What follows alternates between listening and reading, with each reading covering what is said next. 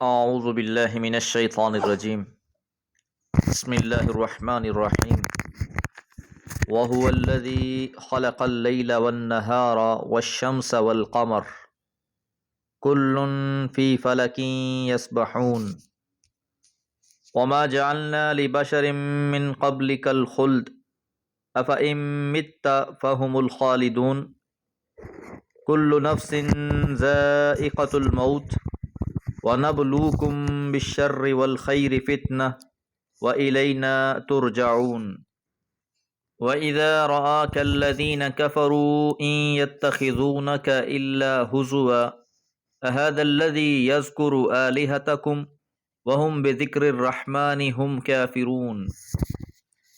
سورۃ الانبیاء آیات 33 سے 36۔ مشرکین مکہ جو نت نئے آپ پر اعتراضات کرتے ان کے جواب دیے جا رہے ہیں۔ جب انہوں نے معجزوں کا مطالبہ کیا تو ان کے سامنے زمین و آسمان کے بہت سی علامتیں اور نشانیاں پیش کی گئیں۔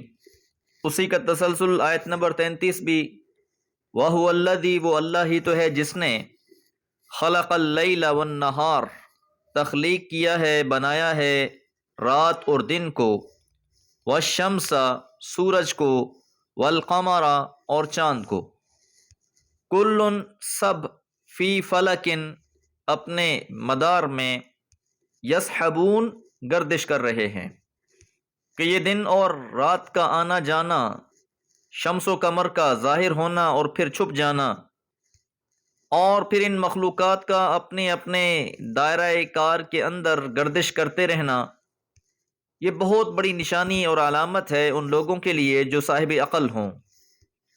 وما جعلنا لبشر، اور نہیں بنایا ہم نے کسی بھی بشر کے لیے، من قبلک، آپ سے پہلے، الخلد، ہمیشگی۔ اسی صورت کی آیت نمبر 8 میں ہم نے یہ بات جانی تھی کہ مخالفین نے یہ اعتراض کیا تھا کہ محمد الرسول اللہ پر ہم کیوں ایمان لائیں، یہ تو ایک انسان ہی ہیں، ایک بشر ہی ہیں۔ اور ان باتوں میں پڑھ کر مخالفین اس بنیاد پر حضرت صلی اللہ علیہ وسلم کا مذاق اڑاتے۔ وہ کہتے کہ یہ رسول کس طرح ہو سکتے ہیں، ان کے تو بظاہر سارے معاملات ویسے ہی ہیں جیسے کسی عام انسان کے ہوتے ہیں، یہ بشر سے بڑھ کر کوئی فرشتے ہوتے تو مان لیتے، یا اگر اللہ تعالیٰ نے کسی بشر کو ہی پیغمبر بنانا تھا تو پھر طائف اور مکہ کے سرداروں میں سے جو صاحب مال تھے ان میں سے کسی کو پیغمبر بنایا ہوتا۔ تو یہاں اللہ تعالیٰ نے جواب دیا کہ آپ سے پہلے بھی جتنے بشر، جتنے انسان اس کائنات میں اللہ تعالیٰ نے تخلیق کیے ہیں، کسی کے لیے بھی ہمیشگی نہیں تھی۔ انبیاء، صالحین، الغرض اس دنیا میں جو بھی آیا بالآخر وہ یہاں سے چلا گیا۔ اب مشرکین مکہ ساتھ یہ بات بھی کرتے کہ بالآخر اس پیغمبر نے بھی یہاں سے چلے جانا ہے۔ تو جواب میں اللہ تعالیٰ نے فرمایا افإن مت، کیا پس اگر آپ فوت ہو گئے، فہم خالدون، تو وہ ہمیشہ رہنے والے ہیں۔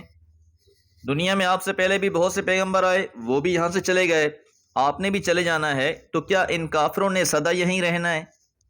ایسی بات تو بالکل نہیں ہے۔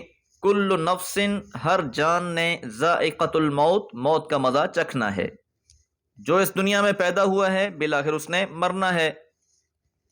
وَنَبْلُوكُمْ، اور ہم آزمائیں گے تم کو، بالشر والخیر، سکھ کے ساتھ بھی اور سکھ کے ساتھ بھی، تکلیفیں بھی ہوں گی، خیر اور بھلائی بھی حاصل ہوگی، مالی تنگی بھی ہوگی اور آسانی اور فراوانی بھی ہوگی، فتنتاً، پرکھنے کے لیے۔ ان کلمات سے مشرکین کے اس اعتراض کا بھی جواب دیا جا رہا ہے جو یہ کہتے تھے کہ طائف یا مکہ کے سرداروں میں سے جو صاحب مال ہیں انہیں پیغمبر بنانا چاہیے تھا۔ تو یہاں یہ بات اللہ تعالیٰ نے واضح فرما دی کہ کسی کو مال ملنا یا نہ ملنا یہ دونوں ہی آزمائش کی صورتیں ہیں۔ کسی کو اللہ تعالیٰ بہت زیادہ مال دے دیتا ہے تو وہ بھی اس کی آزمائش ہوتی ہے۔ دنیا کا مال و متاع مل جانا اللہ کے تقرب کا باعث نہیں ہے، اور نہ ہی یہ اس بات کی دلیل ہوتی ہے کہ اللہ اس سے راضی ہے۔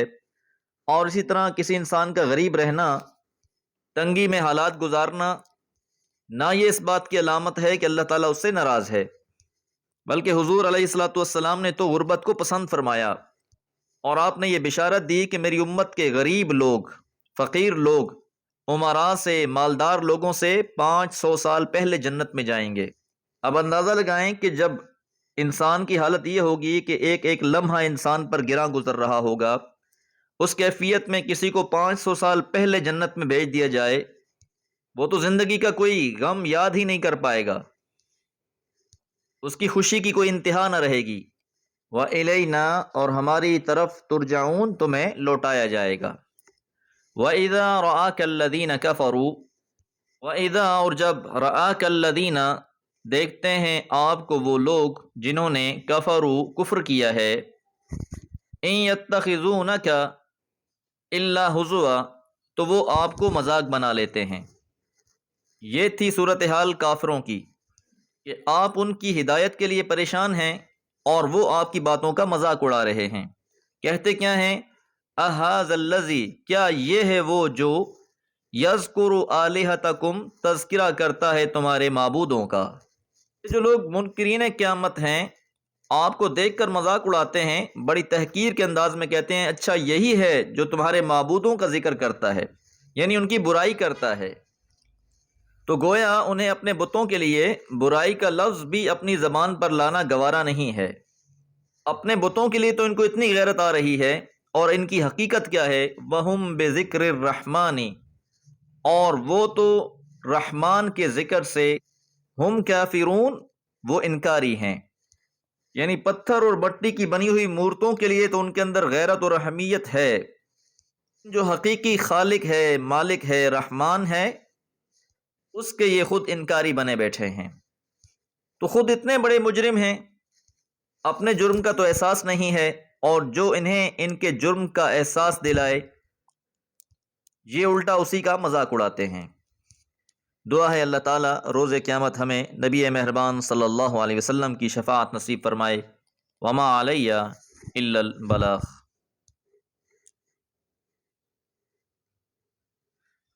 اعوذ باللہ من الشیطان الرجیم، بسم اللہ الرحمن الرحیم۔ خلق الانسان من عجل، سأریکم آیاتی فلا تستعجلون، وَيَقُولُونَ مَتَى هَذَا الْوَعْدُ إِن كُنتُمْ صَادِقِينَ لَوْ يَعْلَمُ الَّذِينَ كَفَرُوا حِينَ لَا يَكُفُّونَ عَنْ وُجُوهِهِمُ النَّارَ وَلَا عَنْ ظُهُورِهِمْ وَلَا هُمْ يُنصَرُونَ بَلْ تَأْتِيهِمْ بَغْتَةً فَتَبْهَتُهُمْ فَلَا يَسْتَطِيعُونَ رَدَّهَا وَلَا هُمْ يُنظَرُونَ۔ سورہ انبیاء، آیات 37 سے 40۔ سابقہ دروس میں ہم نے یہ بات جانی کہ ایک طرف تو مشرکین مکہ حضرت صلی اللہ علیہ وسلم کا مذاق اڑاتے ہیں، دوسرا یہ بھی مطالبہ کرتے ہیں کہ جس عذاب کی آپ ہمیں دھمکیاں دے رہے ہیں اسے لے آئیں۔ تو اب اس بات کا بھی اللہ نے جواب دیا، فرمایا خلق الانسان، پیدا کیا گیا ہے انسان، من عجل، عجلت کی خمیر سے، جلد بازی کا خمیر ہے اس میں۔ تو ایک طرف تو یہ بات ماننے کے لیے تیار نہیں، اور ساتھ کہتے ہیں کہ جس عذاب سے آپ ہمیں ڈرا رہے ہیں وہ لے آئیں، وہ رکا ہوا کس لیے ہے؟ تو اس کے جلدی نہ آنے میں اللہ کی حکمت یہ ہے کہ یہ توبہ کر لیں، اصلاح کر لیں، لیکن انسان تو بڑا ہی جلد باز ہے، وہ اس فرصت سے فائدہ اٹھانے کے بجائے الٹا عذاب کے لیے جلدی مچا رہے ہیں۔ تو جواباً فرمایا سأریکم، ان قریب میں تم کو دکھاؤں گا، آیاتی، اپنی نشانیاں، فلا تستعجلون، پس تم جلدی نہ مچاؤ، وَيَقُولُونَ، اور وہ کہتے ہیں، مَتَى هَذَا الْوَعْدُ، مَتَى کب ہے، هَذَا الْوَعْدُ یہ وعدہ، کہ یہ وعدہ کب پورا ہوگا، ان کنتم اگر ہو تم صادقین سچے۔ تو اللہ نے جواب میں کہا کہ بس تم جلدی نہ مچاؤ، بہت جلد اپنے عذاب کی نشانیاں تم کو دکھاؤں گا، جس سے تم پر واضح ہو جائے گا کہ پیغمبر جس چیز سے تمہیں آگاہ کر رہا تھا وہ دنیا میں بھی تمہارے سامنے آ کر رہے گی، اور آخرت میں بھی اس سے دو چار ہوگے۔ لو یعلم الذین، کاش کہ جان لیتے وہ لوگ جنہوں نے کفروا، کفر کیا ہے، انکار کر دیا ہے، حین، جب، لا یکفون، وہ نہیں ہٹا سکیں گے، ام وجوہہم اپنے چہروں سے النار آگ کو۔ یہ انداز حسرت ہے۔ فرمایا کہ آج تو یہ ڈھٹائی کے ساتھ عذاب کا مطالبہ کر رہے ہیں اور اس کے لیے جلدی مچائے ہوئے ہیں۔ کاش یہ اس وقت کا بھی کچھ اندازہ کر پاتے جب اللہ کے عذاب کی آگ ان کو گھیر رہی ہوگی، ان کے چہرے پر لپٹ رہی ہوگی۔ وَلَا عَنْ ظُهُورِهِمْ اور نہ وہ ہٹا پائیں گے اسے اپنی پشت سے، گویا اس آگ نے انہیں آگے اور پیچھے ہر جگہ سے گھیر رکھا ہوگا۔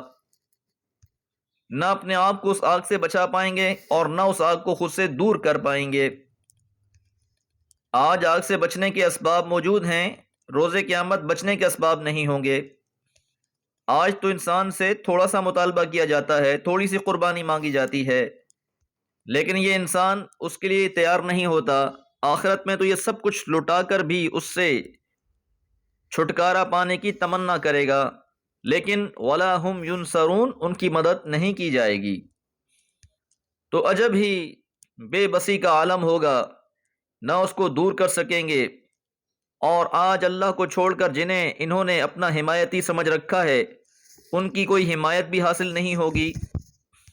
اللہ کے علاوہ جو سہارے انہوں نے بنا رکھے ہیں دنیا میں، ان میں سے کوئی بھی ان کی مدد کو نہیں پہنچے گا۔ بلکہ تأتیہم آ جائے گی ان پر بغتتاً اچانک سے۔ تو اب تو یہ بڑی جلدی مچا رہے ہیں، لیکن اچانک سے جب ان پر یہ آ دھمکے گی، فتبہتہم پس ان کے ہوش کھو جائیں گے، یہ حواس باختہ ہو جائیں گے۔ فلا یستطیعون پس وہ طاقت بھی نہ رکھ سکیں گے، استطاعت بھی نہ رکھ سکیں گے ردہا اس کو لوٹانے کی، کہ جب قیامت آ جائے گی یا اللہ کی پکڑ آ جائے گی تو پھر اسے ہٹا نہیں سکتے۔ وَلَا هُمْ اور نہ وہ لوگ يُنظَرُونَ مہلت دیے جائیں گے۔ تو یہ بات یہاں بتا دی کہ جب وہ آئے گی تو وقت بتا کر نہیں آئے گی، اس کا صحیح وقت تو کسی کو معلوم نہیں اور نہ معلوم ہو سکتا ہے۔ اس وجہ سے یہ نہ پوچھو کہ وہ کب آئے گی، وہ جب اس کا وقت آ جائے گا اچانک آ دھمکے گی، اس وقت نہ تو اس بات کا امکان ہوگا کہ اسے دور کیا جا سکے اور نہ اس کے بعد کسی کو مہلت دی جائے گی کہ وہ ذرا دم لے لے، توبہ کر لے، اصلاح کر لے، بلکہ ایسی مہلت کسی کو حاصل نہیں ہوگی۔ دعا ہے اللہ تعالی ہم سب کے ساتھ رحم والا معاملہ فرمائے اور ہماری لغزشوں کو معاف فرما دے۔ وما علیہ الا البلاغ۔